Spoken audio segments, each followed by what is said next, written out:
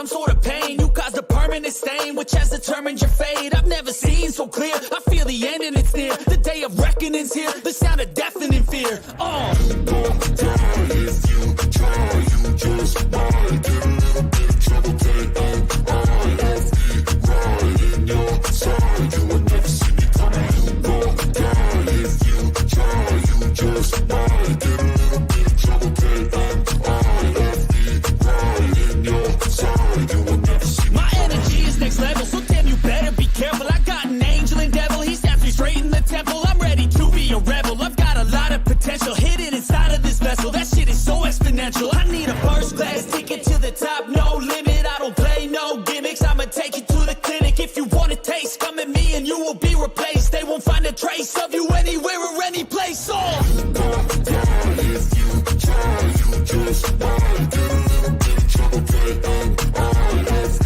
right in your side. You will never see me coming. Don't die if you try, you just might get a little bit of trouble, take on IFE right in your side. You will never see me coming.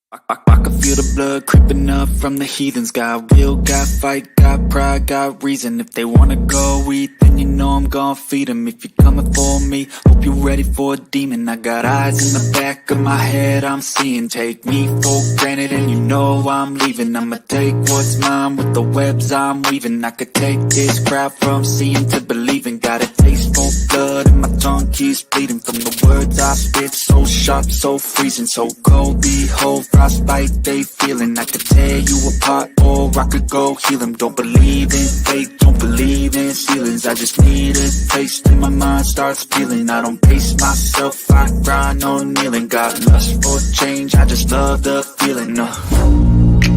I ain't gonna give up. Got too little time, I'ma live up.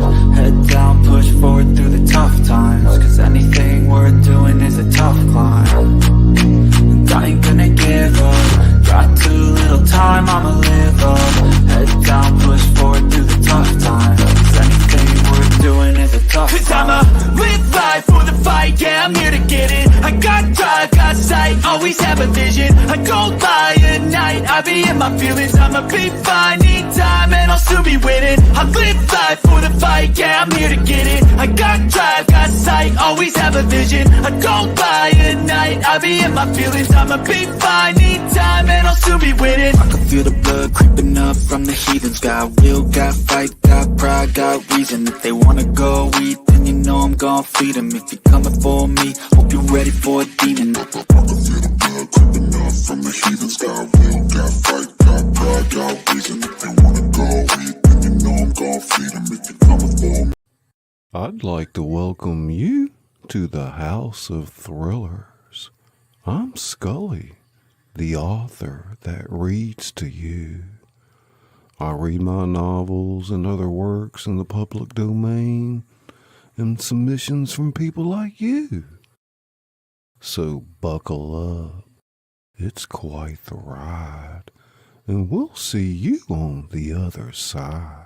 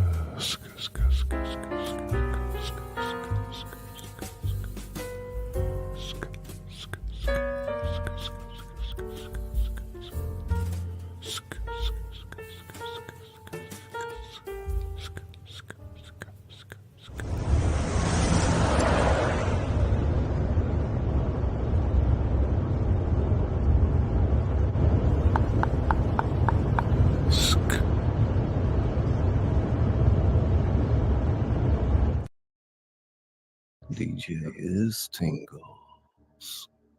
Brain tingles begin, ladies and gentlemen. Buckle your seatbelts. Push those earbuds in deep. It's Bonnie and Clyde. We fade into the interior of a bedroom. We'll close up on Bonnie Parker in the day. She's blonde, somewhat fragile, intelligent in expression. She's putting on makeup with intense concentration and appreciation. Applying lipstick and eye makeup. The camera pulls back and continues to move very slowly throughout the first part of this scene. Her attitude and appraisal of herself here are touched with narcissism. The bedroom itself is a second-story bedroom in a lower-class frame house in West Dallas, Texas.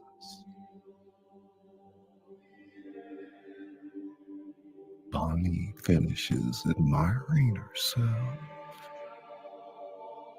She walks from the mirror and moves slowly across the room.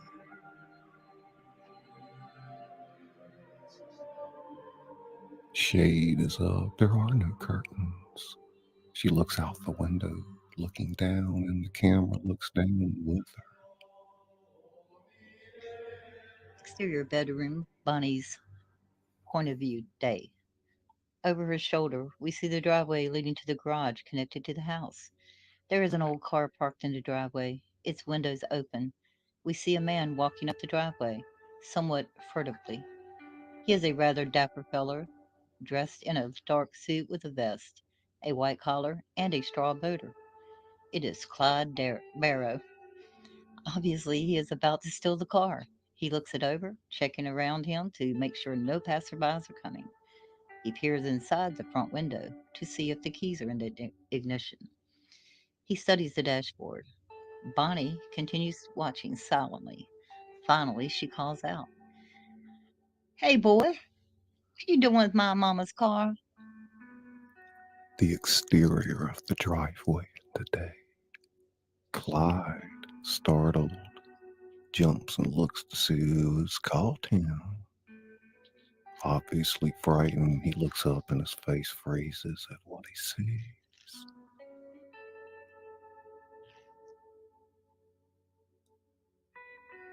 Exterior of the window and Clyde's point of view of the day.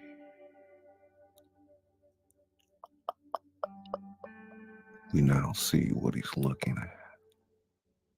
At the open window, revealed from the waist up is the naked Bonnie.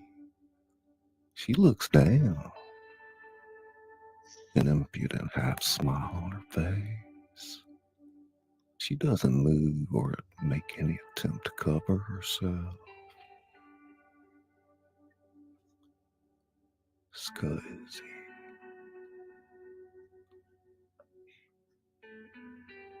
Clyde's point of view. Hmm? His face changes from astonishment to an answering smile of impudence. Maybe it was me. Wait there! Running from the window, she flings open a closet and grabs a dress and shoes.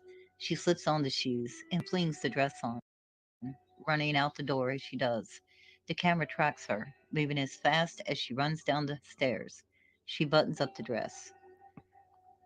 The She exterior flies of out the the driveway a day. she She flies out the flies door. out the Slam. door. Sorry, that's what I meant about skipping back and forth between each of those taglines. It's all right.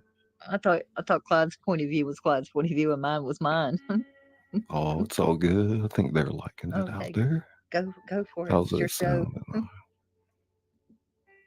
She flies Oh, out the God. door, slamming it behind her.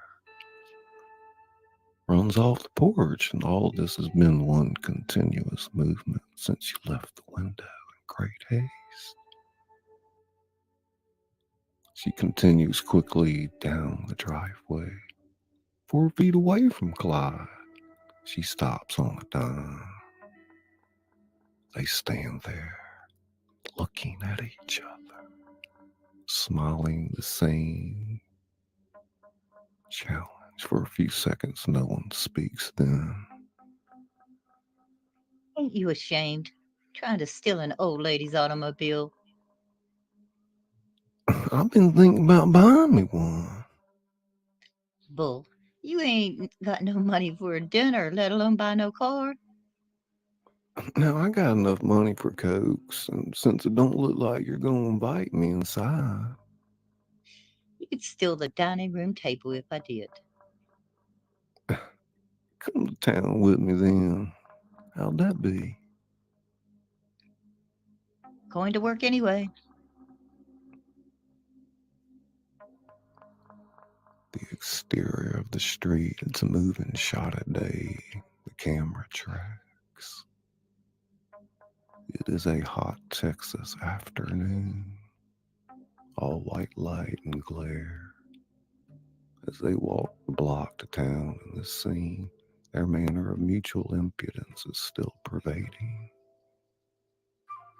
Going to work, huh? What do you do?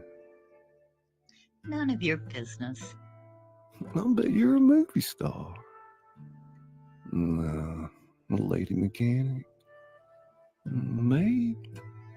What do you think I am? A waitress.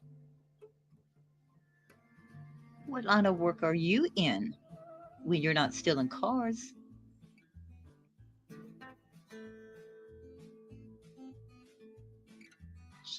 I tell you, I'm looking for suitable employment right at the moment. What did you do before? I was in state prison. State prison? Yeah. Guess some little old lady wasn't so nice. And it was armed robbery. My, the things that turn up in the driveway these days. And they reached the corner and turned. They are on the exterior of the main street today. Small town, street of barber shops, cafes, groceries, etc. At the moment, it is deserted. They continue walking down the empty street. Clyde looks the place over. What y'all do for a good time around here? Listen to the grass grow? Guess you had a lot more fun up there at state prison, huh? See this foot? I chopped 2 toes off it with an axe. What? Why? You get off that damn work detail. That's why. You want to see? No. I surely don't intend to stand here and look at your dirty feet in the middle of Main Street. Boy, They, did you really do that? yeah. You must be crazy. All right, check this. Exterior gas station day. Gas station up the block. Bonnie and Clyde are seen leaning against a soft drink chest, their profiles silhouetted by the bright sun. They are drinking Cokes. As they begin to talk, the camera moves in closer to them. Clyde takes off his hat and rubs a cold Coke bottle across his forehead. Bonnie watches him. What's it like? What, prison?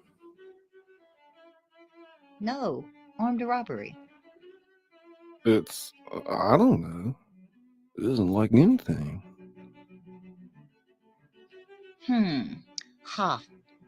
I knew you never robbed no place, you faker. Oh, yeah. He closes on the gun. He reaches in his jacket and pulls out a gun. The camera moves to a close-up of it, glinting in the sunlight. Exterior street day. The camera pulls back to show Bonnie looking at it with fascination. The weapon has an immediate effect on her. She touches it in a manner almost sexual, full of repressed excitement, goading him on. Yeah? Well, you got one all right, I guess, but you wouldn't have the gumption to use it. You just keep your eyes open. The exterior of the little grocery store across the street in the day. The camera remains just behind Bonnie's shoulder, so that throughout the following scene we have Bonnie in the picture looking at what we look at. Clyde goes into the little store. We remain outside with Bonnie. For a minute, nothing happens. We barely see what's going on in the store. Then Clyde comes out walking slowly. In one hand, he holds the gun, in the other, a fistful of money. He gets halfway to Bonnie and smiles broadly at her. Suddenly, the old man who runs the grocery store comes running out into the street, completely dumbfounded. Stands there, says nothing, yet his mouth moves in silent protest.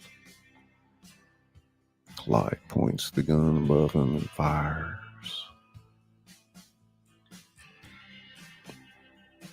Exterior of the store at the edge of town at day. Cars parked at the back of the store. As soon as they reach it, Clyde motions and Bonnie gets in. Clyde runs to the front. He lifts up the hood and crosses the wires to make it start. He stands back. Bonnie calls to him. Hey, what's your name anyway? Clyde Barrow. He runs over to the door and opens it, shoves her over, starts up the engine.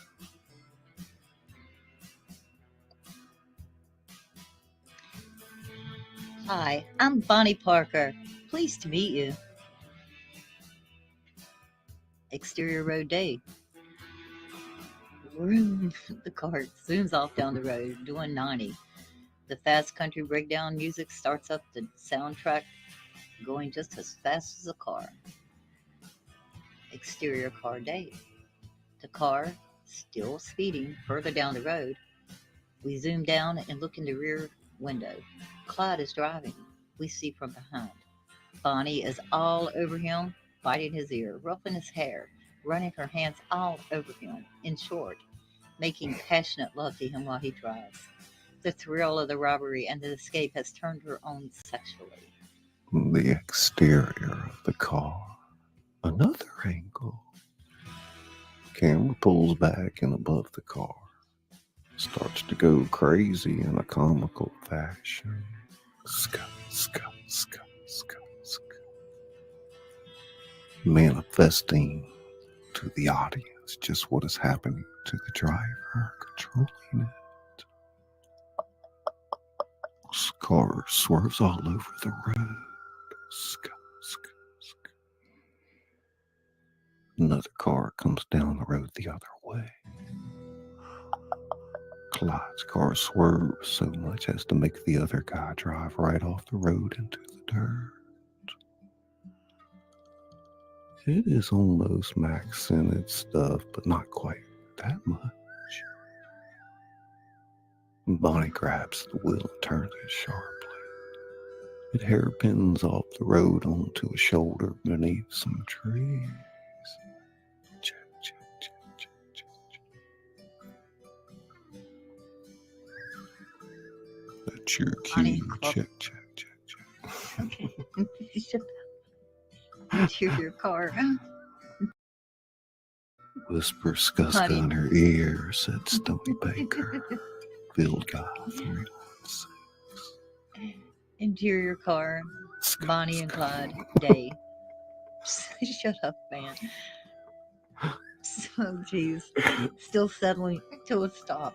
Bonnie and Clyde appear to be necking heavily now, punctuated by Bonnie's squeals of passion as she squirms up. She squirms and hops about like a flea, Kathleen. trying to get to Clyde. The floor gear shift is keeping their bodies apart, however, in his aspiration. Bonnie takes the gear shift and shoves it forward out of the way. She plunges. See, we should have practiced. This wouldn't be so bad. She plunges onto Clyde, burying him from view. All right, get to the action. I did.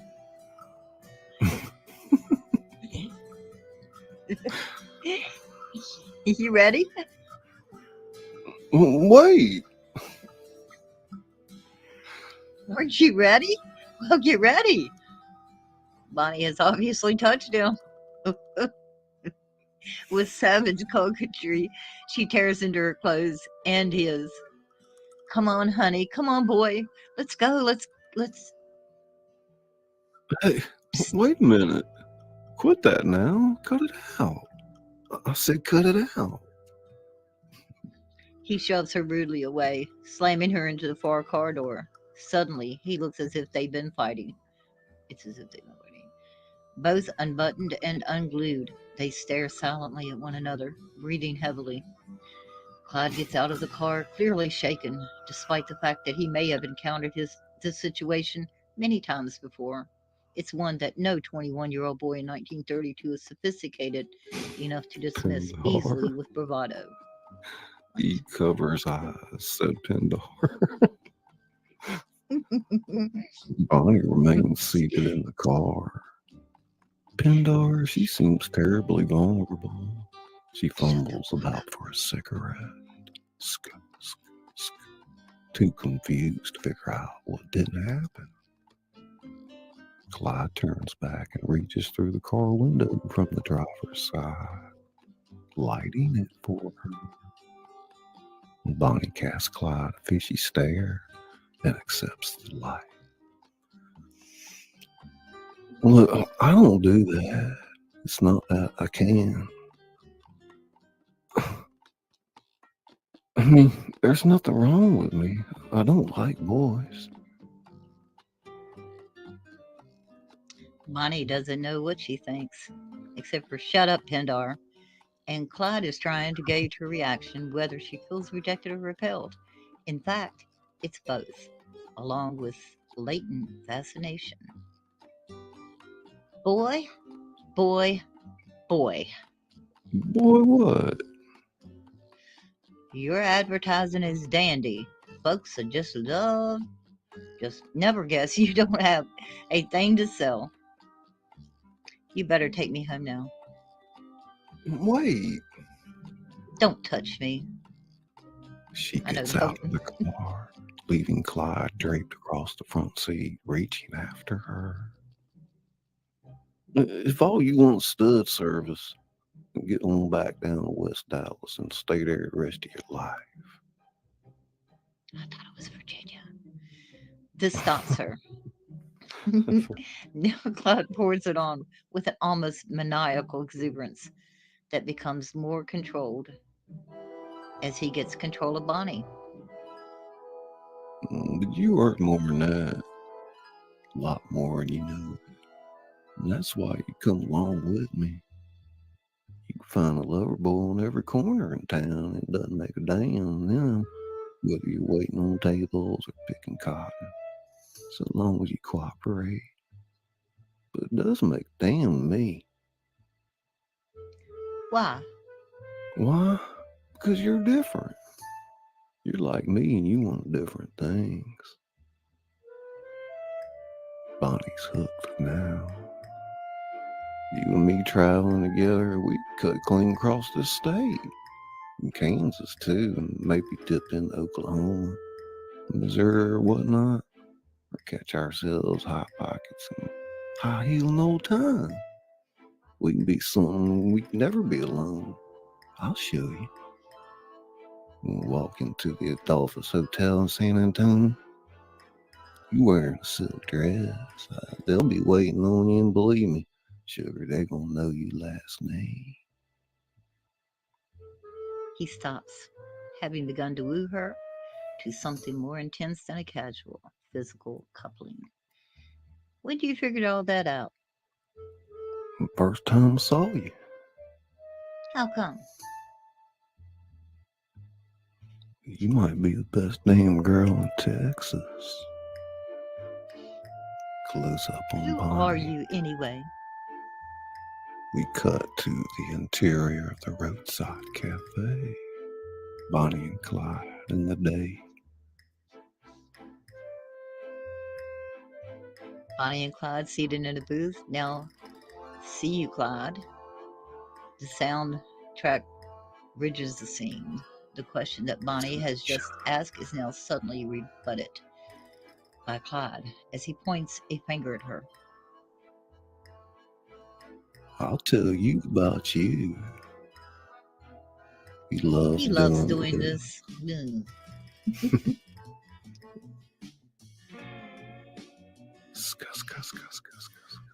The more he envisions Bonnie's life, the more instinctively accurate he becomes.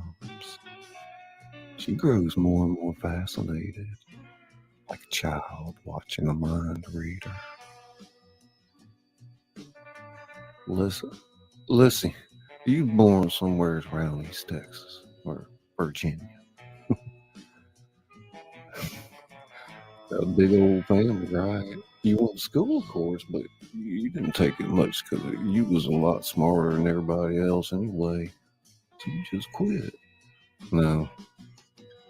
When you were 16, no, 17, there was a guy who worked in Cement plant. right, cement plant. And you liked him because he thought you was just as nice as you could be. You almost married that guy, but then you thought, no, you didn't think you would. So you got your job in the cafe. And every morning you wake up and you hate it. You just hate it. You get down there and you put on your white uniform. Pink. It was pink. And the truck drivers come in and eat greasy burgers and they kid you and you kid them back. But they're stupid and dumb. Boys with big tattoos all over them and you don't like it. And they ask you for dates and sometimes you go. But you mostly don't, and all they ever try is get in your pants, whether you want to or not. And you go home and sit in your room and think, when the hell will I ever get away from this? Night. Bonnie is half mesmerized by his talk. A waitress comes with her food, a cheap, gaudy dame. She has spit curls on each temple in the style of the times. Clyde looks at her and at Bonnie, who also wears spit curls, as soon as the waitress leaves. Change that. I don't like it. Without a word of protest, Bonnie immediately reaches in her bag and takes out a mirror. She holds it up and with the other hand brushes backwards spit curls into her hand. She never wears them again. When she has pushed them back, she looks at Clyde for his approval. He nods his okay. He smiles. She smiles, puts back the mirror, and begins to eat food. She's ravenously hungry and eats with total concentration on her plate. Clyde doesn't touch his food, just watches Bonnie for a minute. God, you're a knockout. The exterior of the roadside cafe. Day for dusk. Clyde and Bonnie emerge from the cafe into the early evening. They move toward the car they have stolen. Just beyond sits a newer model car. Bonnie is surprised to see Clyde head toward the newer car. Hey, that ain't ours. Sure it is. But we came in this one. Don't mean we have to go home in it. She walks amazed around the new car and gets in beside him. Turns the key and they pull away from the cafe. Sk, sk, sk, sk. Interior, abandoned farmhouse. A wide shot of the parlor living room during the day. The room is bare. In the middle, Bonnie is waking, having slept on a couple of car seats covered with an old piece of tattered blanket. There are windows behind her. She looks about, bewildered. Clyde! She starts to panic and runs towards the window. Clyde! At another window, Clyde appears. Hey, lady. Where you been keeping yourself? Slipped out by the car. Oh, these accommodations ain't particularly deluxe? No, if they're after us, I want the first shot. Come on, you got some work to do. Bonnie moves to the door and out of the house.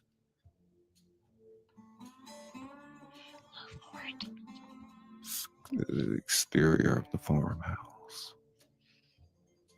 Front yard in the day. On the door, a sign which reads, "Property of Midlothian Citizens Bank. Trespassers will be prosecuted." It's a wide angle. Dilapidated picket fence. 6 old bottles have been placed. As Bonnie joins Clyde, he turns and fires 6 quick shots. The bottles disappear. You're good. The best. And modest. Oh, I don't know about that. Come on, you got all set up over here? Set her spinning. Bonnie fires. She misses. Again, come on down slow with it.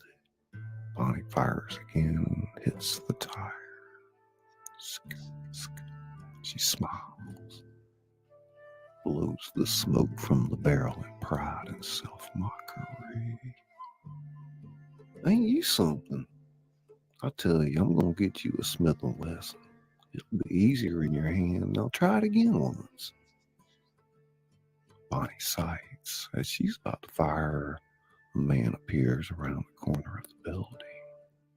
A farmer. She fires and hits the tire.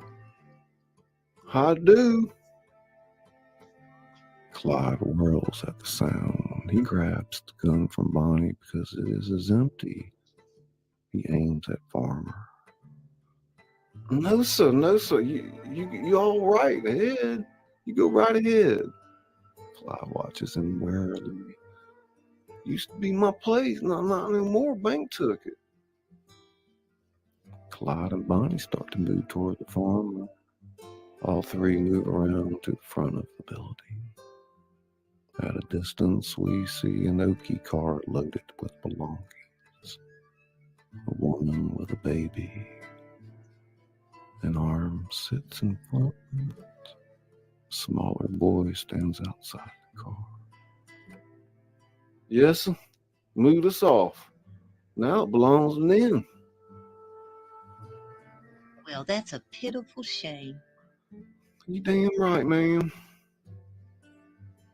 He looks up to see an old black fellow who has come from a distant shack and now stands near Clyde's car. Me and him put in the years here, yes, sir.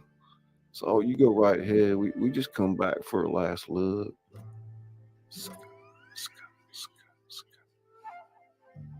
He stands a moment looking at the house and then turns around toward his family in the car. Clyde and Bonnie look after him. Clyde spins and fires 3 fast shots into the foreclosure sign. The farmer stops and turns, looking at Clyde. Clyde offers the gun to the farmer. He looks at it, then accepts it. He slowly takes aim at the sign and fires. It pleases him. He looks at Clyde and Bonnie, who smile. You all mind? Bonnie and Clyde are puzzled. Hey, Davis, come on over here. The black fellow moves towards them. Now Bonnie understands. She takes the second gun from Clyde and hands it to Davis. Davis looks from Bonnie to the farmer and towards the house. The farmer fires again, this time at the window. He nods to Davis. Davis slowly raises the gun and fires at another window. It shatters, and they can't keep from laughing. The farmer returns the gun, as does Davis. Much obliged.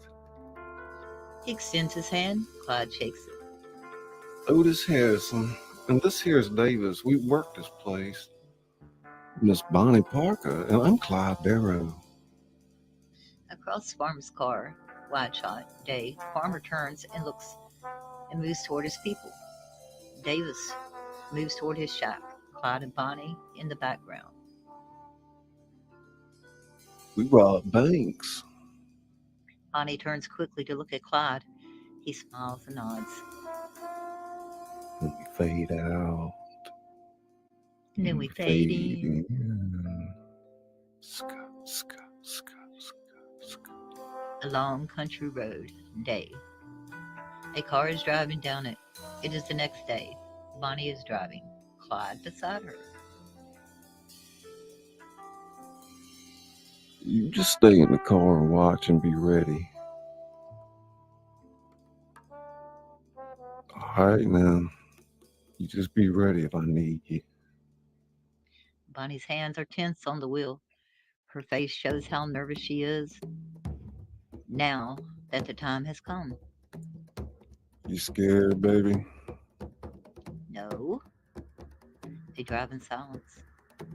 What you thinking about? Nothing. The exterior of the business street of a little town in the day. We still in the car as Bonnie pulls over and stops by the bank. Clyde frozen in his seat. We can see that. For all his talk, he's scared too. What are you waiting for? That gets him. Throws open the door and jumps, practically dives out the door. Camera follows his motion right inside the bank. Something's very screwy here. The bank is dark, the teller is half asleep on his books, and Clyde approaches, thrusts the gun at him. So step up. You just take it easy and nothing will happen to you. Give me the money. Howdy. Give me the money. What money? There ain't no money. There ain't no money. There's a bank, ain't it? Camera pans around the bank. We see that it is empty, dusty and shattered. This was a bank. We fell 3 weeks ago. What? What? Narrate. She goes behind the partition and grabs the teller and pushes him ahead with the gun. Clyde is fuming.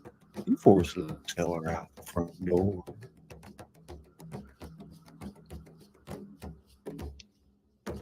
Exterior bank. Showing Bonnie in the car. She is terrified as she sees Clyde and the teller coming at her. She doesn't understand what is happening. You tell her.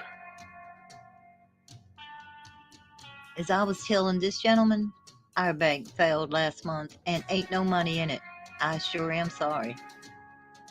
Bonnie's reaction.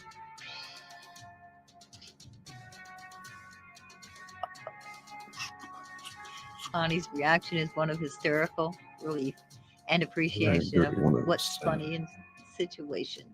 She laughs uproariously. She can't stop laughing. This makes Clyde madder than ever. He shoves the teller to the ground. Completely humiliated, Clyde gets in the car, shoving Bonnie over.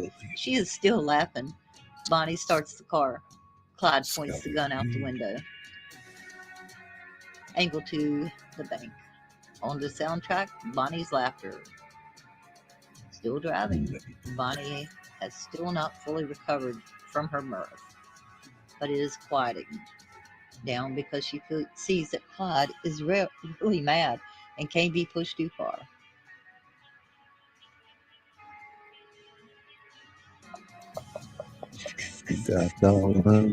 Laughing.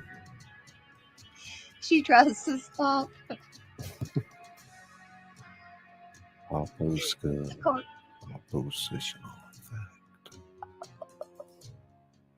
You keep it running.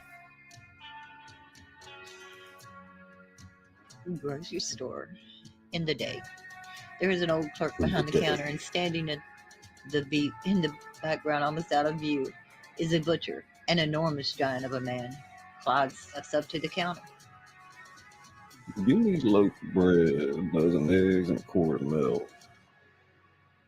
The clerk gets the order and puts it in a bag. He rings open the cash register and preparatory to asking Clyde for the money. Clyde pulls his gun. This is stick up. I'll take all the money in that drawer now. He reaches over the counter into the cash drawer and grabs the bills. He smiles. Suddenly looming beside Clyde is the butcher, brandishing a meat cleaver. Camera. I'll let you read all that. No, I'm not. Do what? I'll let you read that whole passage. Oh, well, thank you. Suddenly looming beside Clyde is the butcher, brandishing a meat cleaver. Camera looks up at his formidable sight as the cleaver comes crashing down, missing Clyde and sticking it in the wooden counter. He grabs Clyde around the chest in a bear hug and actually lifts him off the ground. The struggle is in silence. Clyde is terrified, fighting wildly to get free. The gun in Clyde's hand is pinned because the man has Clyde's arm pinned to his thigh. Clyde tries to raise the barrel at an upward angle to shoot. Finally, he is able to do so. He fires. The bullet enters the butcher's stomach. The butcher screams, but reacts like a wounded animal, more furious than ever. He still holds Clyde in a fierce hug, staggering around the store, knocking into shelves and spilling cans. Clyde is hysterical with fear. He shoots the butcher again. The butcher falls to his knees, but still doesn't release Clyde. In a panic, Clyde drags the man to the door, trying to get out. Outside, Bonnie sees Clyde and the butcher holding his legs. She is terrified. Clyde drags him out on the street. The butcher won't let go. Clyde, in a real panic, aims the gun at his head and fires. Click. Out of bullets. In blind fury, he pistol whips the butcher's head with two terrific swipes. Finally, the butcher lets go. Hysterical, Clyde jumps away and leaps into the car on the other side. Bonnie still at the wheel. Get the hell out of here. They drive off at top speed. It's story time with Uncle Bill. Let's say hello to a couple people here real quick. Some of your community I see out there. Oppositional and Pendar and Traders and Kim Maple. Damn. All right, You're go just ahead. saying hi to everyone. Well, yeah, just go ahead and do it then. No, go ahead. I'll take me a break. No, I'm waiting for this thing to finish rolling here. Rolling. Chat room keeps on Everybody rolling. enjoying this Okay. tonight? Hey, copy that. Kim Maple, copy this, copy that. Shout out Benny Oppositional. Loco. Oppositional effect. Traders in the house. Kim Maple, I said hi to you already. Catland. Pendarino. Shoot him, Bonnie. I love you, Pendar. Oh my God, I love you, Pendar. And my avatar tonight was made by PPR, Pendar. Professional Green Hornets. Paranormal. What is in the house? Guardian If Angel. y'all are just Sweet getting here, we're Vixen. reading Bonnie and Clyde tonight. Nose. Sapphire. Jean. Sapphire Anyway. Tingles. Jean Sapphire. Williams. Y'all are doing an amazing job. Catlin says. Shrimp But you and know, grits. Catlin's deaf. She can't hear. Naughty Nikki. Kiki, do you love Naughty me? Nikki. Sweet Vixen. Ixen. I think Nez is going to be the Queen of Hearts. I'm pretty sure about that. But you know, we do need to figure out who's going to play Alice. Alice has a huge role, man. It's going to be You reckon demanding it's for in that her person. name? Who? Alice, and you know, she's going to be. I think Nez is going to be the Queen of Hearts, and Venus is going to be the Mad Hatter. But we got to figure out who Alice is going to play Alice and all that. It's a big role. I can try, but you see how that's working out so far. But yeah, we got plenty of time. We'll have a good audition tomorrow night. A little girl I am not. Let's see, where are we at in the script right now? Oh my God. 22. 22. Okay, the interior of the car. All right. Playtime's over. Kiki's eyes. Kiki ska. He keeps going. Special shout out to all our moderators out there. Sunshine and Kathleen and Kimi Kim, Liz Lover. Let me miss anybody. Who else? TW was here. He's a moderator. Native Cottage or Cottage. Native Couch. TW Popcorn in the house. AKA Grammy Scott. Read what Catlin said. Read what Catlin said. It's the most. Oh my gosh. Thank you, Catlin. Got ya. Feel better now? Yes, I do. I feel much better now. Clyde is shaking. He speaks haltingly, panting, trying to get control of himself. Damn him, that big son of a bitch. He tried to kill me. I ain't got eyes in the back of my head. I didn't want to hurt him. It wasn't a real robbery. Some food and a little bit of dough. I'm not against him. Damn. Where are we? We are at 22, you said. Exterior speeding car. In the day. Right there. The car is speeding down an open road. Yes. Suddenly it begins to buck and cough. There is something wrong with it. Close shot. C.W. Moss. Exterior of the filling station. His cherubic cheeks are puffed up as he blows into the fuel lines of Clyde's car. There is a distinctly flat sound. Clyde and Bonnie. Clyde stands by the hood. Bonnie remains seated in the car. Clyde is covered with sweat and grease. Clearly he has gotten in his licks of the engine without success. Neither he nor Bonnie seems impressed by the noise CW is making. What? Do I want to try out for a smoking caterpillar? Oh my God. Sasquatch wanted to do the caterpillar, remember? Or, Oh yeah. We'll ooh, see what happens. kitties, excited for Alice in Wonderland. All right. Now you didn't. You want to What do was this or that? wrong anyway? Air bubble clogged fuel line. CW now stands between Bonnie and Clyde. I just blowed her away. Clyde still can't get over it. You just blowed it away. I'm not belching. He is embarrassed before Bonnie. Excuse me, ma'am. Anything else I can do for you? Clyde nods vigorously. Looking Creepy looking across CW's back to Bonnie. Bonnie gets the message. PD team. Well, I'm not sure. She looks around. Say, them little red things there sticking up. Are they gas pumps? Sure is. Isn't that interesting? How does that there gasoline get in my little old car? Well, you see, there's this tank underground. And gas coming up this tube and the pump to your car, man. My, you're a smart fellow. You sure know a lot about automobiles, don't you? Yeah, I do. Well, would you know what kind of car this is? Yes, it's a Chevrolet 8-cylinder coupe. No, Sure it is. no. This is a stolen Chevrolet 8-cylinder coupe. CW jerks his hand off it as if he touched a hot stove.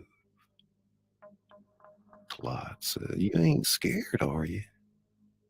"I believe he is. What a pity. We sure could have used smart boy who knows such a great deal about automobiles. You a good driver, boy?"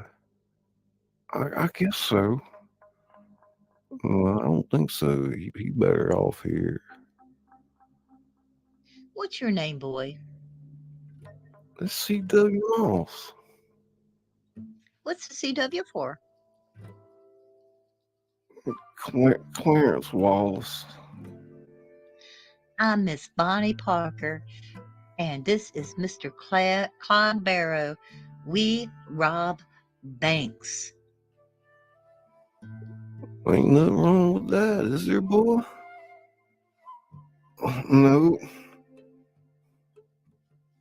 No, he ain't the one. Unless, boy, you think you got enough guts for our line of work. What do you mean? I served a year in the reform school.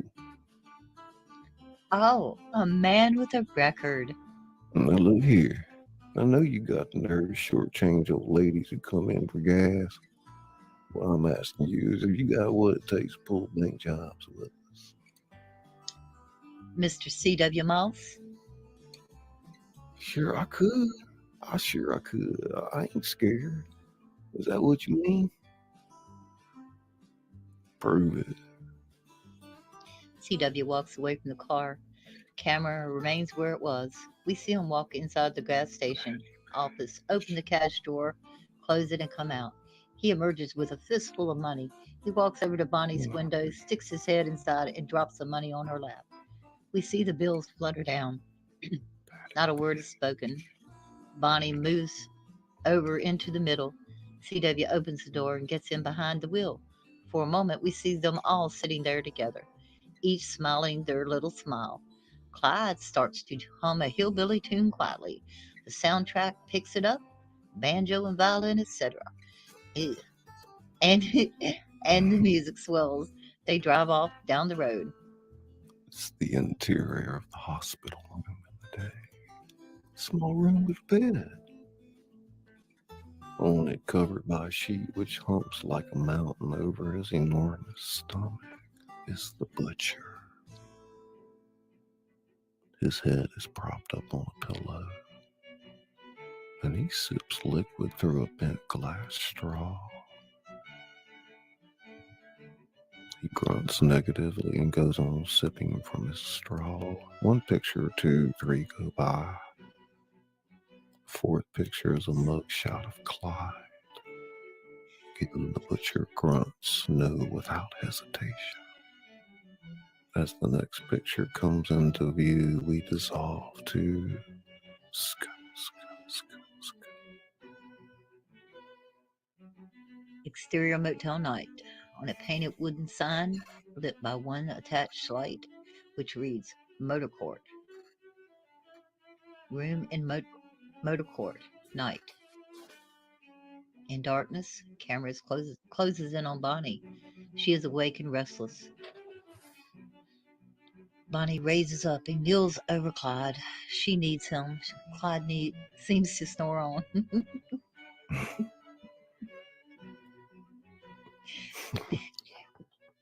Why's that so funny? Every PD damn- tingle, every damn- tingle, tingle, every tingle, damn tingle. dude of my life. Oh my God. Oh Jesus. Camera drops between them, and we see that the story actually comes from CW. Bonnie drops back on her pillow. We cut close on Clyde. He is awake. Interior cafe in the day. Bonnie, Clyde, and CW is seated in a booth in a cafe. The waitress brings the food and serves everybody. We see CW with great concentration, as he does everything by relating to the immediate action he happens to be involved with. He takes a sugar shaker and begins methodically sprinkling sugar all over his food. He sugars the meat, the beans, and the beets. Bonnie and Clyde watch this performance with first amazement and second disgust. They can't believe what they see. CW, what are you doing? Why do you do that? Why not? It's just disgusting, that's why. Not to me, it ain't. But it makes everything sweet. Yeah, I know. With resigned expression, Bonnie turns away and begins to eat. Suddenly, a look of consternation crosses CW's face. Damn, no mayonnaise. He gets up and goes down to the counter on the other end of the restaurant, out of our vision, apparently planning to put mayonnaise over the sugar. The minute he is out of earshot, Bonnie gets Clyde's attention. Clyde, why does he have to stay in the same room as us? Clyde seems not to have heard the question. He takes up the sugar shake and spreads a thin field of sugar on the dark table service. He will sketch his plan in the sugar. Let me show you about tomorrow. Why? Now, CW, I'll be waiting right outside the car.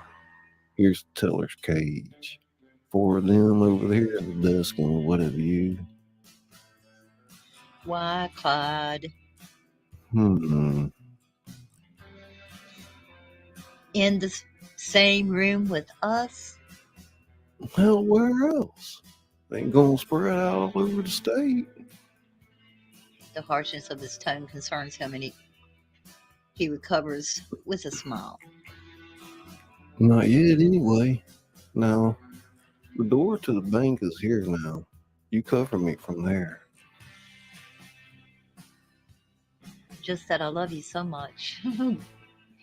You best damn girl in Virginia. Jesus. CW comes back with the mayonnaise. Looks at the table. Oh my God. Hey, you spilled the sugar. 3 shots. 3 shot. Layout for tomorrow up in Minneota. Minneota? Gosh, that's 400 or 500 miles from here. So what? We take US 85 to Wills Point, don't you know? Come on over State Highway 28 to Kaufman. Keep on going.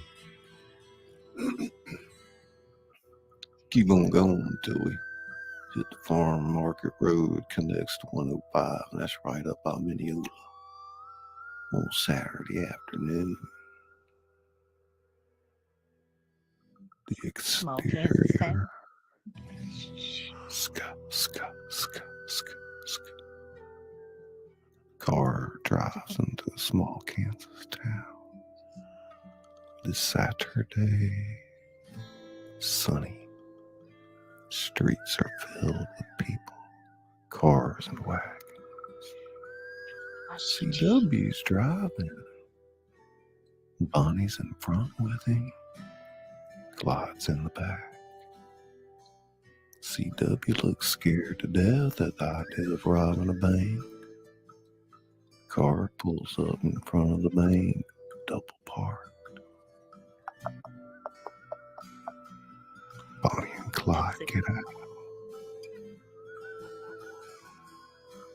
Keep it running, baby.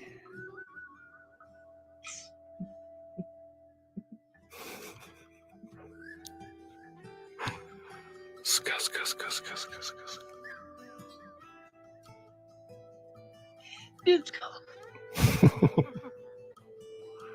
You just called CW baby. Okay. You just called CW baby. Why you not into the baby? Oh my god. PD thinks that's funny, look. Okay. Cut to the interior of the bank. Bonnie and Clyde come in. CW. Assume the class position. She enters the door where she can cover the bank. Clyde at the first teller's cage. This is a stick up. What? It's a stick up. This time everyone in the bank hears it. The people gasp and pull back. Clyde slowly edges toward the door and prods Bonnie forward. She carries a paper sack. Clyde motions for her to go from cage to cage and get all the money. Bonnie begins doing so while Clyde keeps his gun trained on everybody. We see Bonnie get the money from the first teller, the second teller, then a car parked in a tight spot has just pulled out. Close up, CW Day. CW, who suddenly looks delighted to see a parking space. Immediately, he methodically begins to back in. It's a tight spot, and he has to cut the wheel. Pull forward, cut some more, pull back, and so on. The scene for the audience should be nervous and funny. We cut to the interior of the bank number 2 in the day. Inside the bank, Bonnie and Clyde have filled the sack. They run out the door. The camera tracks with them.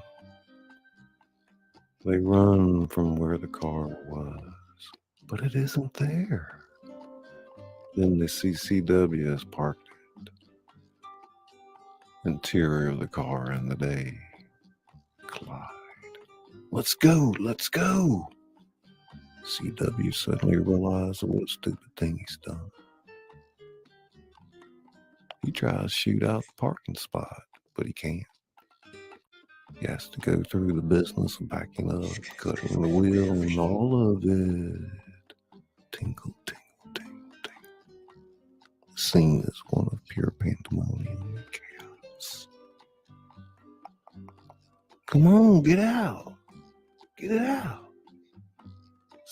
Exterior car day. A policeman arrives and begins firing at the car. CW gets the car halfway out of the spot, scraping fenders in the process. And the car is almost out when suddenly a face looms up at the window, a dignified, white-haired, celluloid, collared man, obviously a bank official, who has leaped onto the running board. His screaming can barely be distinguished from all the noise. Stop! Clyde bursts through the window.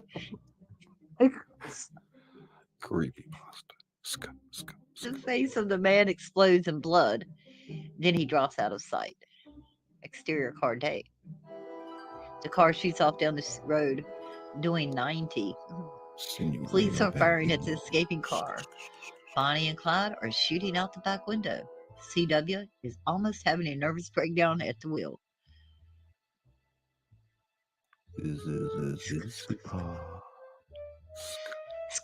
Scully. Exterior street, a movie house, day. A police car that had been chasing Clyde and Bonnie's car comes down the street. It is obvious that the cops have lost them. They are searching the street for a sign of Clyde's car. They pass a movie house where the marquee reads Gold Diggers of 1933. They slow for a moment, decide that is not probable place to look. They drive off. Brain tingles. The interior of the movie house, a wide across audience. The opening musical sequence of Gold Diggers is on the screen. Tight shot at the audience. Clyde is nervous and keeps watching the entrance doors. He's in a rage. He shifts in the seat. Boy, you gotta be poor in the head. You. Count on you, I killed a man, murder you too. Shot from behind Clyde, shooting toward screen. Dumbass, stupid.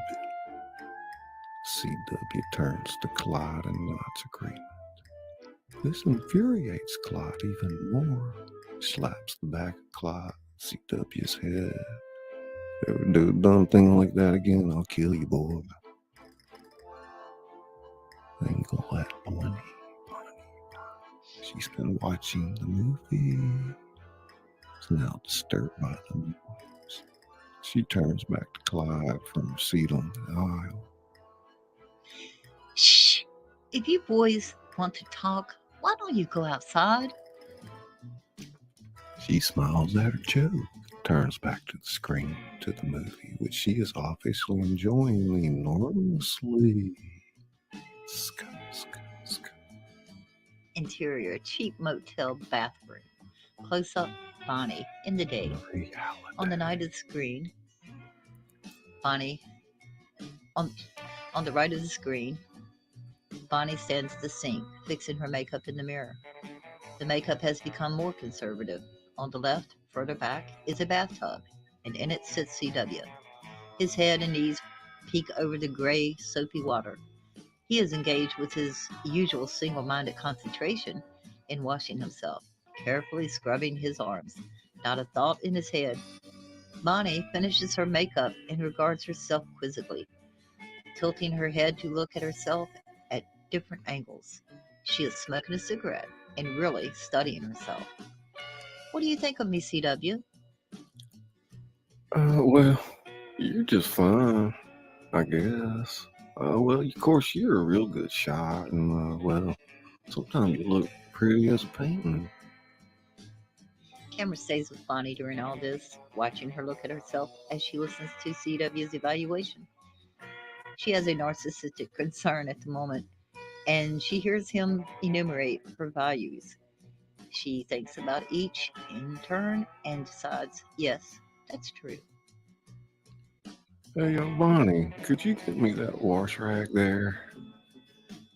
Responding automatically, Bonnie turns and walks to a towel rack, pulls the washcloth off, and starts towards CW. Then, when suddenly she stops with a smile on her face and with a sudden motion, teasingly, she holds the washcloth out at an arm's length. Won't he come get it? Huh? Won't you come get it, CW? Suddenly, CW looks mortally embarrassed as he realizes what that would entail. Oh, Bonnie, come on, give me it. Bonnie tries another tack. She begins sauntering over slowly, teasingly, still holding out the treasured washcloth. All right, I'll bring it myself.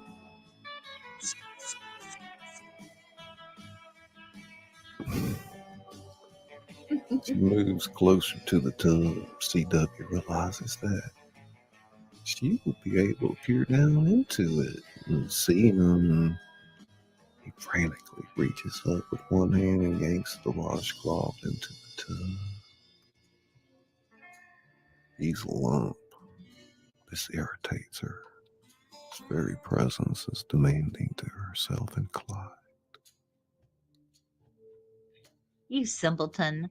What would you do if we just pulled out some night while you was asleep? I wouldn't know what to do, but you wouldn't do that. You couldn't now. Monty realizes with some weariness the inevitable truth of what he said. Thus resigned, she says patronizingly, "That's right, CW. We'll always be around to take care of you." Pointedly, she throws her cigarette in his bathwater. She turns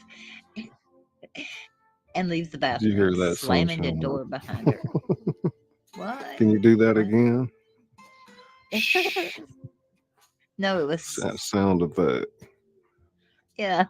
That was the Rubbing the beagle. of the cigarette going out in the water. Gentle. Yeah. It's beagle scuff. 34 stuff. Hey. Feeling good. Tingle, tingle, tingle. Sk, sk, sk, sk, sk. The interior of the bedroom. Clyde Be the goes beagle with here. her into the connecting bedroom. He's sitting on the edge of the bed, cleaning the guns. It's quiet and preoccupied, takes no note of Bonnie's present condition. The moment she enters, he looks up. Bonnie, I want to talk to you. Sit down. This afternoon, we killed a man we were seen. Now, nobody knows who you are yet. They're going to be after me and anybody who's running with me. That's murder now, and it's going to be rough. Look, I can't get out, but right now you still can. You say the word and I'll put you out on the bus, go back to your mother. Because you mean a lot to me. I ain't going to make you run with me. So if you want, you say the word. Bonnie's moved by his offer, has tears in her eyes. Why? We ain't going to have a minute's peace. Bonnie doesn't like him in this mood. She tries to josh him out of it.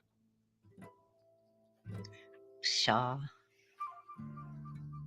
Bonnie, we could get killed. Who'd want to kill a sweet young thing like me? I ain't no sweet young thing. Oh, Clyde, I can't picture you with a halo. And if you went to the other place, you'd rob the devil blind. So he'd kick you right back to me. Close up on Clyde, touched deeply. We realized this was a lovely thing to say to him. All right, let's see here. Let's take a quick little break here. Let's see what's Yeah. coming up. You see what's coming up? They Oh, don't gotta know smack it yet, myself. do Yeah. Oh, gotta smack that side and that side. they? Look at who's gonna read that? I'll read it. You know I can do it. I said, yeah, just smoke that cigarette, Petey. You damn right. I'm getting ready to light one. Yeah, it's time for a cigarette. Well, Yeah. maybe after the scene would have been better, but I was gonna say that. Maybe you want to wait till after it. Marie Holiday, welcome to the show. Popcorn and tingles. Scuff, scuff, scuff, scuff, scuff. Scuff, scuff, scuff, scuff. Kathleen. Trader Tingles. Hey, Shane's at Paralife TV. Shane Scott. Say hey to everybody for a minute. Y'all enjoying the Hey show to everybody tonight? for a minute. Debbie Tingles. Kiki. Are you see reading that? it? No, I'm reading what Oh. she said. Is that your favorite part, PD? Oh my God. Oh, I'm going back my and looking at gosh. these. I couldn't I see don't know these. what sometimes I get brain tingles listening to PD. You know, it depends on what's going on. It's called connecting. I know, right? Kiki Ska. Kiki, do you love me? How you been doing, Shane? Kim Love me Maple to syrup tingles. The end. This lover tingles. Hey, Mr. J. Hey, Mr. J. Judas Cradle. Taylor's Traders and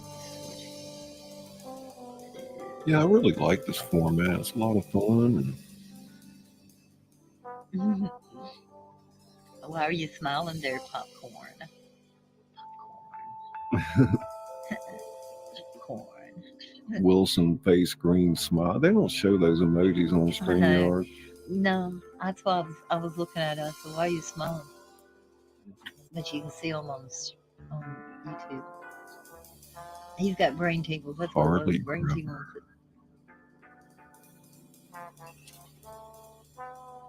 Marie Holiday. I'm in training for Skull For those of y'all just coming University. in, don't forget tomorrow night at 7 p.m. Central, we have auditions for Alice in Wonderland. And there's quite a few parts still open. I really did have a few people in mind for certain parts, but it's Pindar Skull. When does Izzy hobble Scully? Yeah. We'll surprise y'all one night for that. But Yeah. I guess we want to prepare for it a little bit. I don't know. We didn't need to like prepare we for this, prepared really. for this But one. He gave it to me last night. Says we're going to do this tomorrow night. This is how prepared we are. He shows I up know, 5 minutes till showtime. I was telling Izzy last night, I went from going to read Harold and Maude, and then I thought about Tuesday with Maury, and then I thought about, what was the other one, Izzy? I can't remember. First of all, I want to put it to record here that he did not tell me this last night. It was someone else he was speaking with. I do not know what you're talking about, Scully. It wasn't me. Oh, maybe And it I'll wasn't. stand by I that. don't know. No, I know it wasn't. Because the only thing he Okay. told me was Wizard of Oz. Whomever it was I was talking to. There you go. Oh my gosh. Keep them I'm straight, the Scully. queen of You have so hearts, many. is Nez. Oh, Nez is going to tear that roll She's up. definitely, that's what I said. I thought she'd make a great Queen of Hearts. Off with her heads. Off with her heads. You know, I did debate a little bit if she should play Alice, to be honest with you, but I just kept thinking of that ruefulness and that menacing portrayal That of should make her Captain feel Hook. good. You know, That it's should make just, her feel really well. and that I know how Nez can change like characters, and that queen goes from being like sweet to ruthless. Man, she's a complete psychopath. You know, so oh my gosh. Pindar says, how many roles are there? Yeah, I think there's a pretty good bit. I mean, there might be 12 or 13 different roles. The thing is, like some of the smaller ones, like you have to get one person to play multiple roles. Because I mean, truthfully, I can't handle more than about 10 or so people on panel, you know. So we do have to kind of make those decisions.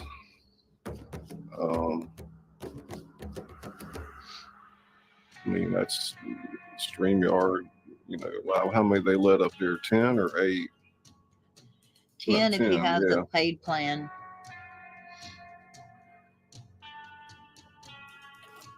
Hanging with Mr. J. Let's all hang with Mr. J.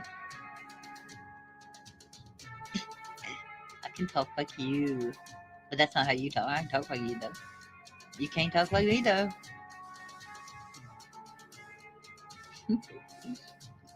Oh, you want to do the caterpillar too, huh, Nez? Gosh. Gosh. Yeah, y'all come up and try out tomorrow night. Tryouts tomorrow. Be there or be on Jen, you chat. can come try out. You gonna audition? Yeah, PD's gonna come up, huh? Ooh. I was actually in PD's stream when I came up with the idea of doing Alice in Wonderland, and I just thought it was perfect. And then, of course, last night, wherever that was, talking about the Wizard of Oz. Mm-hmm. That should be a good My one. chat. I mean, I know these are like classic works, and there's been tons of productions, but like trying to get your hands on the right script.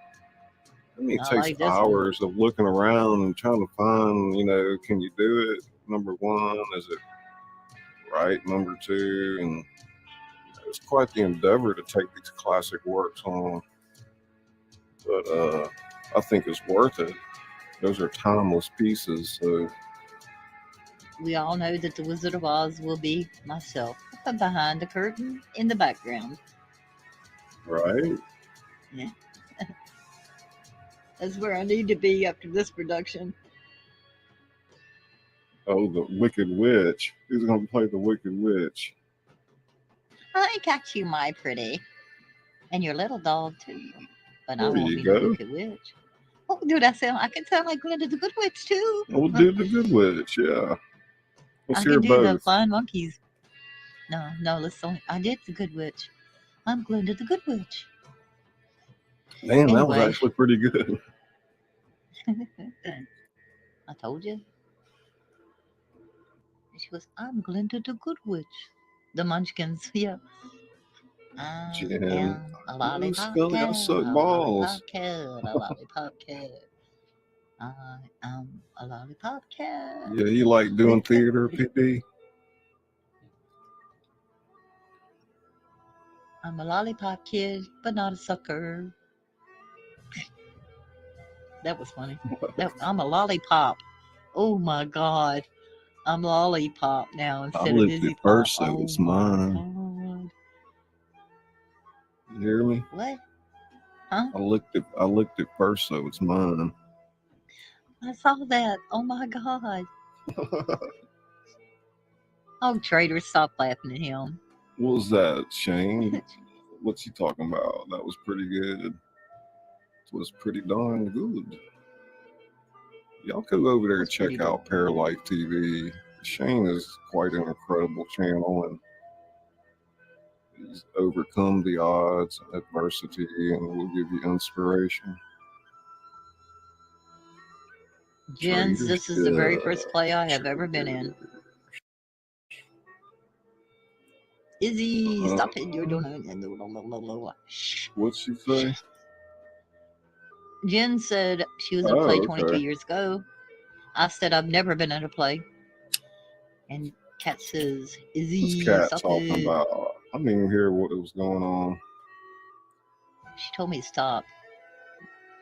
Oh, you doing that thing? No, she said stop. I'm doing an incredible job. That's right. Kimmykins.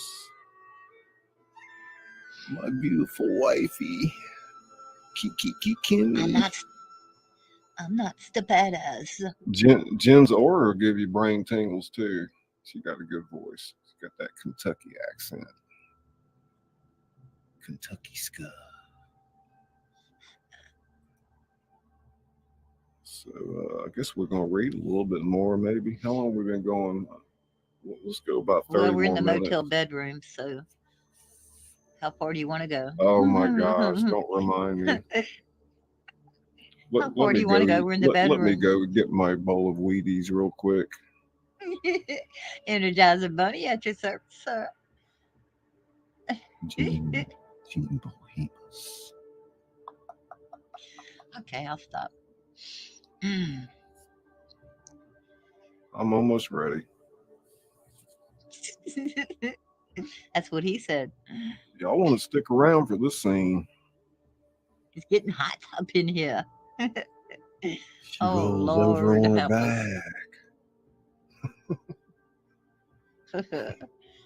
Okay. It's not too bad, is it? What? You're not getting ready to ad lib, are you? Me? You're the one who wrote it. You No, can I'm RV. good. I'm a good girl. They're in the interior of the motel in the bedroom. No, no, no, no, no. That's me. Huh? That's Oh, mine. you want to read that? Oh, yeah. You Okay. hear that, sunshine? Listen to her, Catlin. Told you need a cigarette.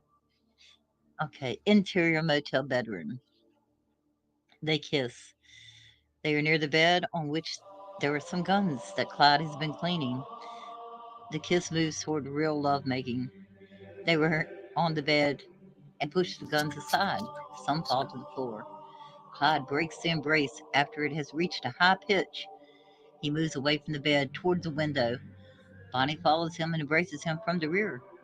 They are miserable. Bonnie frees him and turns him to the bed. She falls on it face down. A gun presses into her face. Clyde sits on the bed. The light silhouettes him. He turns his face toward the glass and rests his head on the window pane. Bonnie turns to him from the bed. She smiles a comforting smile at him. She rolls over onto her back. The gun is now under her head. Jen. she said, What? she I sits need up and kissing. she sits up and gestures to Clyde. He remains at the window. She stares at him. He looks toward the bathroom. She looks back at Clyde. She is moved and pained for him. She touches her cheek with the gun and waits for him to be able to look at her. Finally, he does. Her look eases him and he almost smiles. Interior Buck's car. Day. Shot of little fuzzy dice. A little fuzzy doll tied by a white shoestring to the rear view mirror of a car. The car is moving, the doll is bouncing up and down. In the front seat are Buck and Blanche Barrow. Buck is a jovial, simple, big hearted man, a little chubby, given to raucous, just, or whatever, knee slapping, and broad reactions. He is, in many ways, the emotional opposite of his brother. It doesn't take much to make him happy. Blanche, his wife, is the direct opposite of Bonnie. She is a housefrau, no more and no less. Not terribly bright, not very ambitious, cuddly, simpering, madly in love with Buck, and desirous of keeping their lives on the straight and narrow. As the scene begins, we hear and then see Buck driving, singing, "The Great Speckled Bird." Blanche is sitting next to him, looking at a movie magazine, appearing fairly miserable. What a beautiful thought I'm thinking concerning that great speckled bird. Remember, his name's recorded on the page of God's holy word. All right. Now you did foolish things as a young man, honey love, but you went and paid your debt to society, and that was right. But now you just getting back in with that criminal element. Criminal element? This is my brother, darling. Shoot, he ain't no more criminal than you are, Blanche. Well, that ain't what I heard. Now, word of mouth just don't do. Darling, you gotta have the facts. Shoot, why, He and me growed up together. Slept and worked side by side. God, what a boy he was. He's a crook. Now you stop bad-mouthing him. Blanche, we just gonna have us a little family visit for a few weeks. And then we'll go back to Virginia. I'll get me a job somewhere. Wash your mouth out with soap. Okay, I just ain't gonna work in your daddy's church. That's fine. What a beautiful thought. I'm thinking concerning that great speckled bird. We cut to the exterior of the cabin, the front of the motel in the day. Buck's car drives up to the cabin, honking the horn wildly. The door of the cabin opens and Clyde comes running out. He's overjoyed to see his brother. Buck jumps out of the car, equally delighted. They hug each other. Buck! Clyde, you son of a bitch!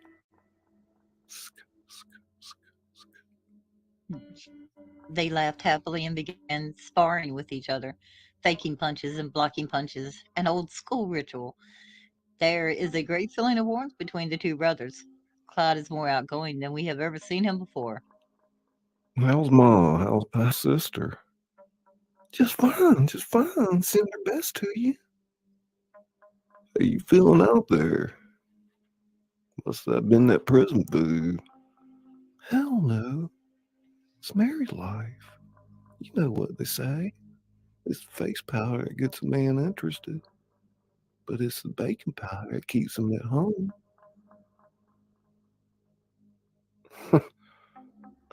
You won't meet my wife. Hey, honey, come on out here now and meet my baby brother.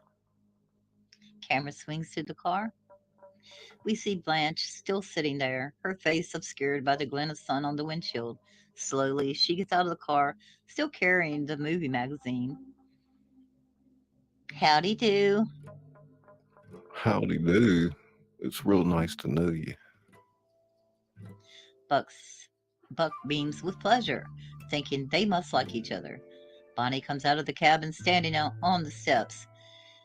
The screen door slams behind her. Close up, Bonnie, expressionless, looking it all over. Buck and Clyde notice nothing of this. Buck bounds over to Bonnie, all jollity.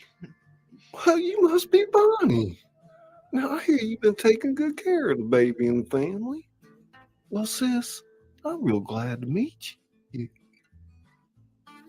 I'd like you to meet my wife, Blanche. Hello.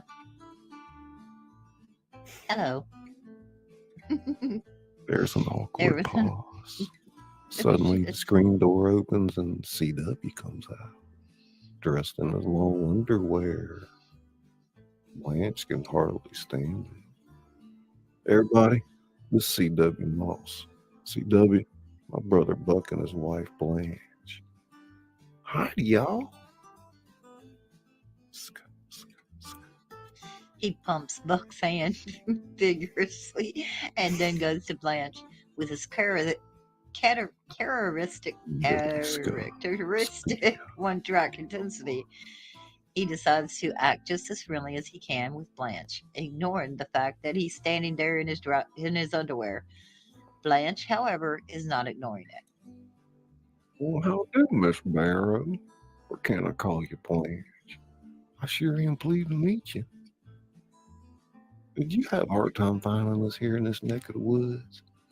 Well, you sure picked a good day for it. So you got a screen laying there, and new photos of Myrna Boy. She's my favorite picture star.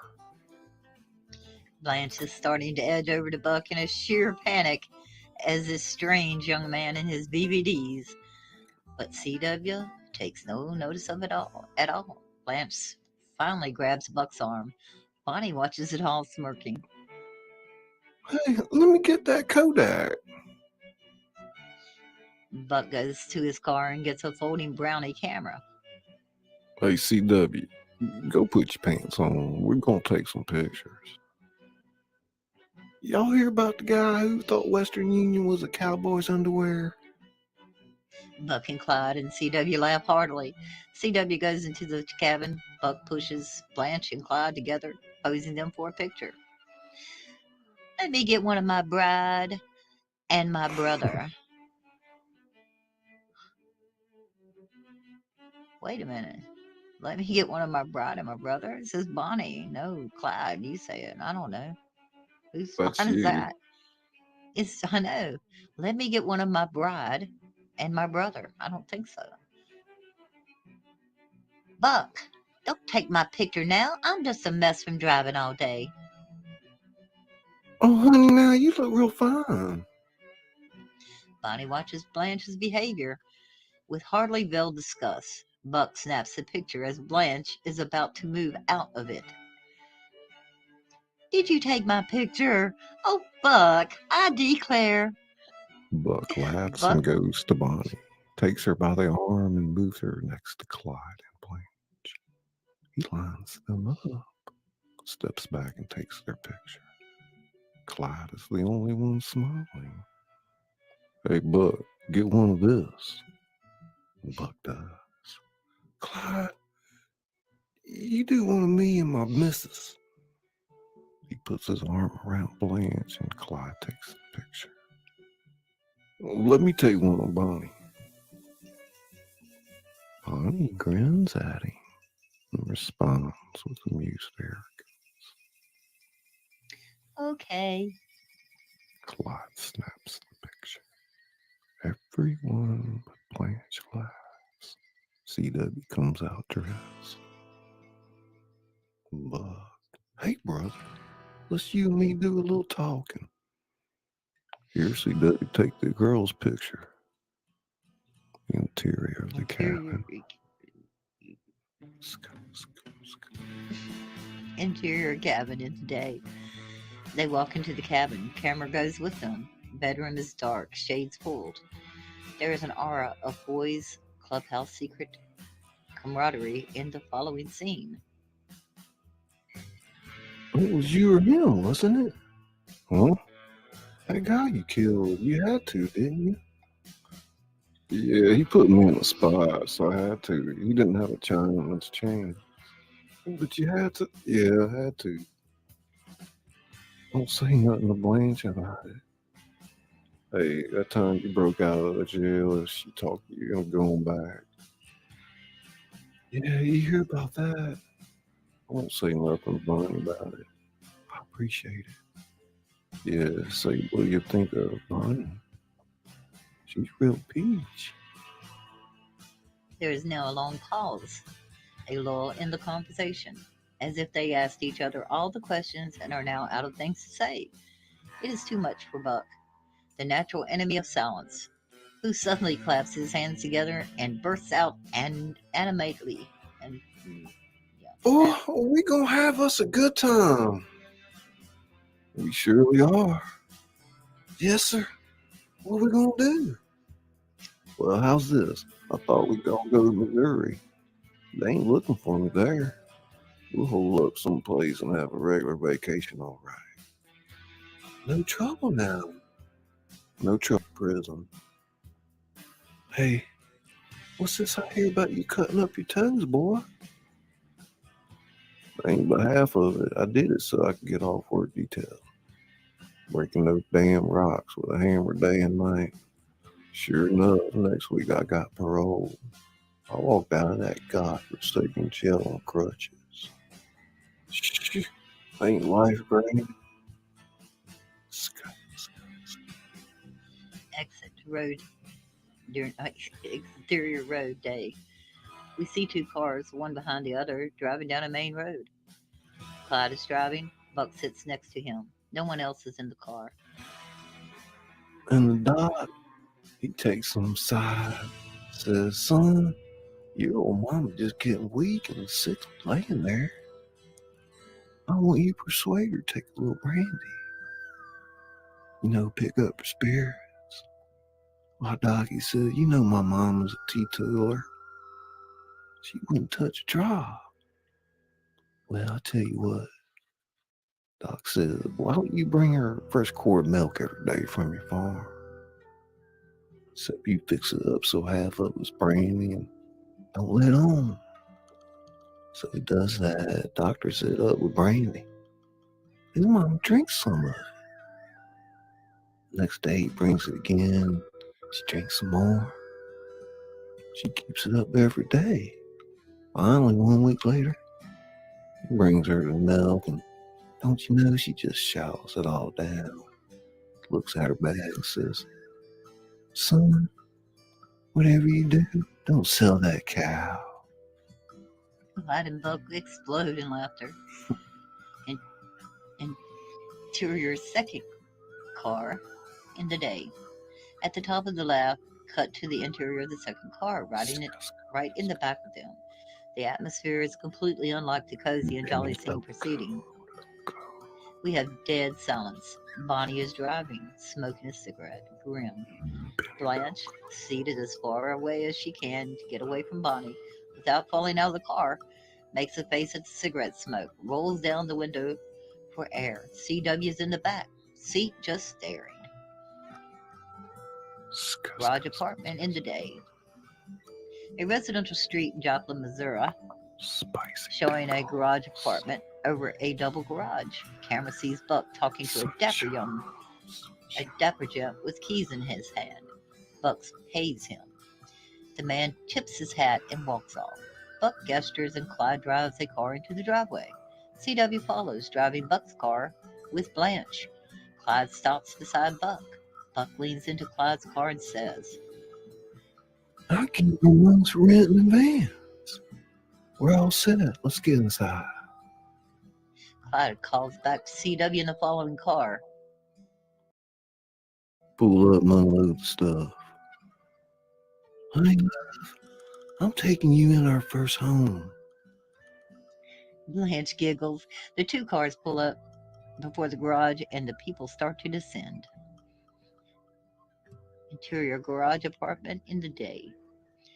A winded Buck enters and puts down Blanche, as others behind him carry in their things and disperse throughout the apartment. Oh, look, it's so clean, Buck. And a Frigidaire, not a nice box. He gives me grocery number. He goes to the phone. Let me see, 4337. Operator, please, ma'am, may I have 4337, if you please? Oh, they got linoleum on the counter. Ain't that clever? Hello, Smitty's Grocery. I'd like to order a mass of groceries. Oh, yeah, 143 Hillsdale Street. Let's see, about 8 pounds of pork chops, 4 pounds of red beans, a can of Chase and Sanborn. Oh, isn't this something, Daddy? Oh, it's quiet. A quart of milk, 8 bottles of Dr. Pepper, and that's it, I guess. No, a box of Rice Krispies. Bye now. Interior living room in the day. Open on Bonnie and Clyde. He is cleaning guns. She is watching something off screen. We hear a clicking sound. My, you need a haircut, Daddy. You look like a hillbilly. A look of disgust crosses Bonnie's face.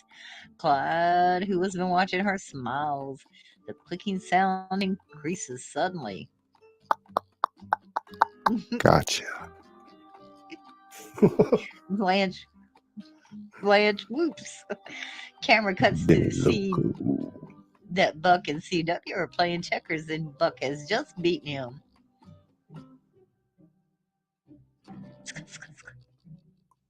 Again?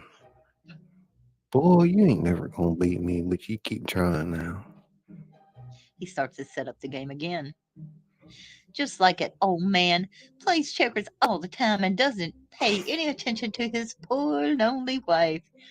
She ruffles his hair again. Cut it out now, honey. I'm gonna teach this boy a lesson he'll never forget. Camera cuts to Bonnie watching with disgust. Then slowly a wicked smile hedges across her face. She watches for a moment more, then she rises and with the most ingenuous look she could muster up, beckons to Clyde, follow her into the bedroom. A little puzzled, Clyde follows. The Bonnie interior closes of the the door. bedroom.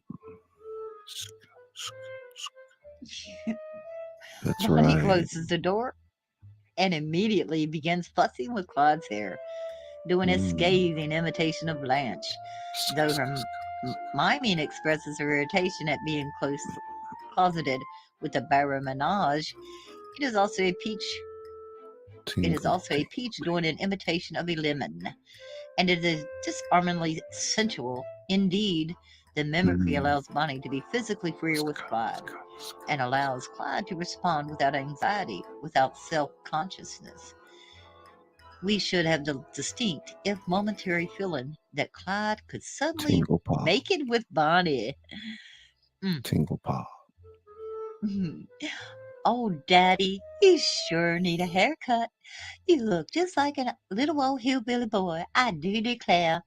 Oh, mercy me, oh my stars. Clyde laughs, and Bonnie tugs at the shirt.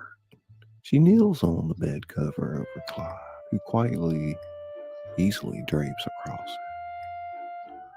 Oh, Daddy, you're such a slowpoke. She's letting her hair fall loose, its golden ends brushing up and down Clyde's body. Hush up a little. We're in the next room. Shoot, there's always going to be somebody in this room, the next room, and every other kind of room. Chat room. Hey, DC tingles.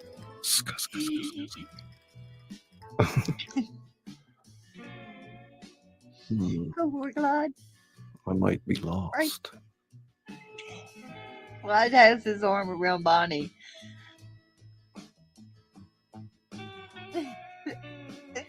There ain't no way to talk about my brother. No. Really?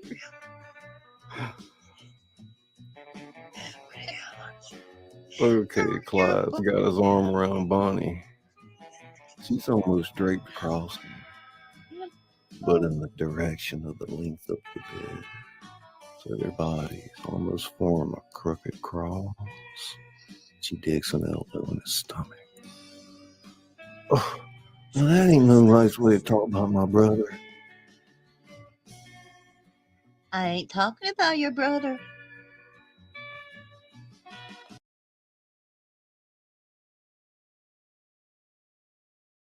Wait a second. Suddenly, Bonnie straightens up to a kneeling position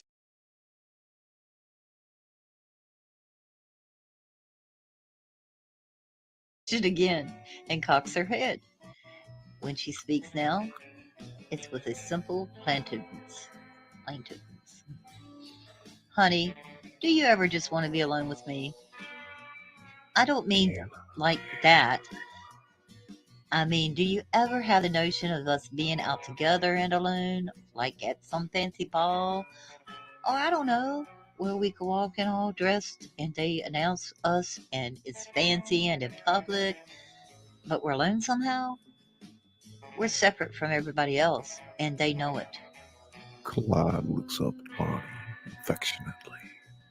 He runs his hand carelessly down her body. I always feel like we're separate from everybody else. Don't you, baby?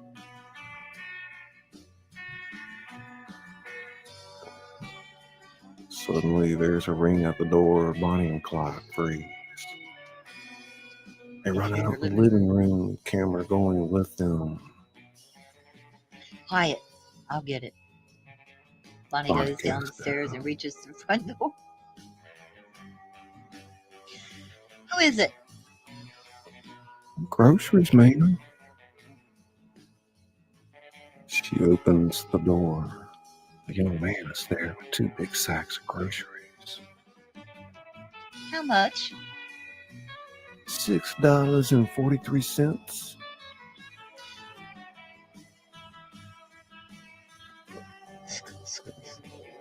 I thought my mic was clipping. Hang on a second. Let me pull that down. Blowing everybody's ears Bonnie. off. Huh. Bonnie pays him and goes to take the bags from him. Here, man, them bags is heavy. Let me carry them up for you. No thanks, I'll take them. Grammy Scott. She takes the heavy bags and hefts them up and turns and walks up the stairs. They were obviously very heavy for her. Stony. Bonnie reaches the top steps and voices are heard. What was it? Quiet. Open the door. Come on, come on. Close up on the delivery boy. A look of suspicion comes across his face. We saw to the interior of the garage apartment. Close up on Bonnie, seated in the living room. It's called The Ballad of Suicide Sal. We each of us have a good alibi for being down here in the joint, but few of them really are justified if you get right down to the point. You've heard of a woman's glory being spent on a downright cur. All right. With that being said, I think that's where we're going to end tonight. It's in the like middle that. of what she's her poem. Is but it? That's okay. Yeah. You say Well, you write all that by that's yourself? why it's a good place to maybe Okay, pick up 50. again. If you want to finish reading that dialogue, that'd be fine. Yeah. As she reads, the camera pans around the room, picking out everyone's reaction. Clyde is looking and listening seriously. Buck is grinning. CW is blank. Blanche is in the kitchen cooking. Still, you can't always judge the story as true being told by her. Now, Sal was a gal of rare beauty, though her features were coarse and tough. Yeah, I knew her. She was cockeyed and had a little hair lip and no teeth. Bonnie flashes Now- him a look that could kill. He shuts up fast. Now, Sal was a gal of rare beauty, though her features were coarse and tough. She never once faltered from duty to play on the up and up. Still listening, Clyde gets up from his chair and walks slowly past the living room windows. Turns and looks out the window. Sal told me this tale on the evening before she was turned out free, and I'll do my best to relate it just as she told it to me. It's the law. As What? soon as Clyde calls out, Blanche drops the frying pan on the floor and begins screaming. Guns begin blazing from everywhere. We rarely see who is shooting at whom. Yep, I think that's it. Good.